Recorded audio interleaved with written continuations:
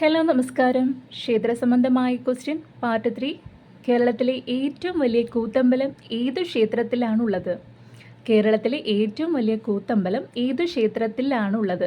Koodalmanikyam, Thiruvegappura, Vadakkumnathan, Guruvayur. 19ാമത്തെ question. കേരളത്തിലെ ഏറ്റവും വലിയ വട്ട് ശ്രീകോവിലുള്ള ക്ഷേത്രം ഏത് എന്നാണ് ക്വസ്റ്റ്യൻ. വടക്കും മഹാദേവ ക്ഷേത്രം, ഏറ്റുമാനൂർ മഹാദേവ ക്ഷേത്രം, തിരുവണ്ടൂർ വിഷ്ണു ക്ഷേത്രം, എറണാകുളം ശിവക്ഷേത്രം.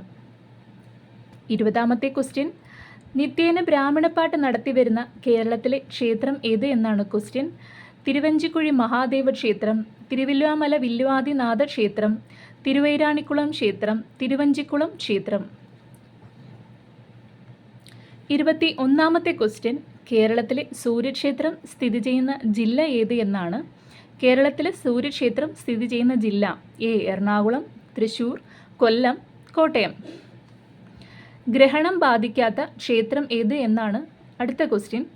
ആറ്റുകാൽ, ആറന്മുള, തിരുവട്ടാർ, തിരുവാർപ്പ് ക്ഷേത്രം.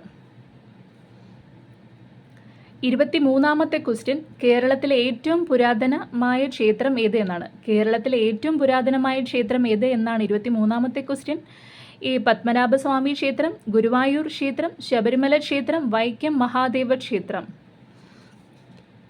24ാമത്തെ ക്വസ്റ്റ്യൻ. സൂര്യഗായത്രിയുടെ ദേവത ഏത്? സൂര്യഗായത്രിയുടെ ദേവത ഏത് എന്നാണ് 24ാമത്തെ ക്വസ്റ്റ്യൻ. എ ബ്രഹ്മാവ്, ബി പ്രജാപതി, സി സവിതാവ്, ഡി വിശ്വാമിത്രൻ. 25ാമത്തെ ക്വസ്റ്റ്യൻ. വൈശാഖ മാസത്തിൽ നട തുറന്ന് ഭക്തജനങ്ങൾക്ക് പ്രവേശനം ഉള്ള ക്ഷേത്രം ഏതാണ്? ഗുരുവായൂർ, ശബരിമല, ചോറ്റാനിക്കര, കൊട്ടിയൂർ. 26ാമത്തെ ക്വസ്റ്റ്യൻ ആണ്. മത്തവിലാസം കൂത്ത് ഏത് ദേവന്റെ ക്ഷേത്രങ്ങളിലാണ് നടത്തപ്പെടുന്നത്? മത്തവിലാസം കൂത്ത് ഏത് ദേവന്റെ ക്ഷേത്രങ്ങളിലാണ് നടത്തപ്പെടുന്നത്? A Shiva, B Vishnu, C Bhagavathi, D ശാസ്താവ്.